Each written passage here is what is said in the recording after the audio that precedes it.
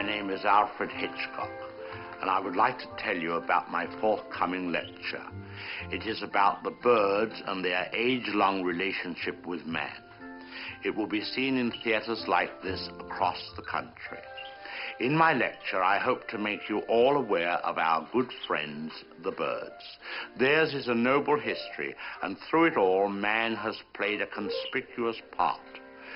This cave drawing is one of man's earliest sketches of his feathered friend. One can see at once the loving care with which the artist depicted his subject. The story of man and his friends, the birds, is filled with many fine examples of ways in which these noble creatures have added to the beauty of the world. Take this plumed hat from the period of Charles I. How proud the birds must have been to have their feathers plucked out to brighten man's drab life. Here we have a later model, a refinement of the first.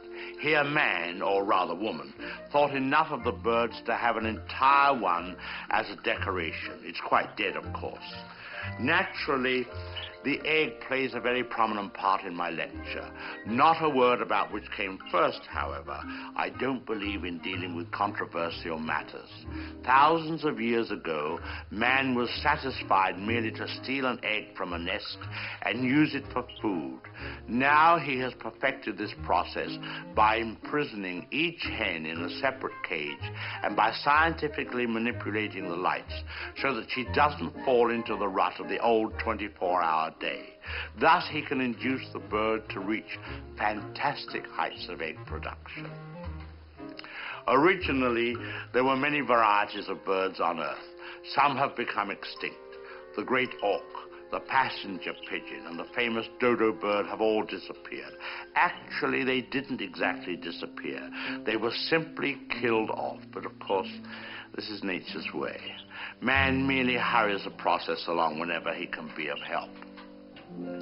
Man and birds have been responsible for a great many advances in our civilization. For example, the bird was the inspiration for the invention of gunpowder, and it was his speed that brought about the development of the shotgun. But man has not been unmindful of his debt to the bird.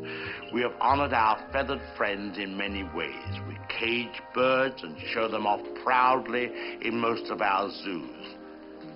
And the turkey is traditionally our guest of honor at Thanksgiving. I suspect you never realized that if it weren't for birds, even some of our pastimes would suffer noticeably. Duck hunting, for example. Granted, bagging a fellow hunter can be diverting, but the supply is rather limited. I hope you don't mind if I have something to eat, but I'm rushed today. Planning the lecture has been most educational for me. I've begun to feel very close to the birds and have developed a real sympathy for our little... What was I saying? Oh, yes. I've come to feel very close to the birds and have come to realize how they feel when... I don't think I'll eat just now. Hardly proper with all of you here. Surely the birds appreciate all we've done for them. Don't you? Beautiful cage, fresh water, no other birds to bother you, none of that blinding sunlight. Oh! Now, why would he do that? Most peculiar. What on earth?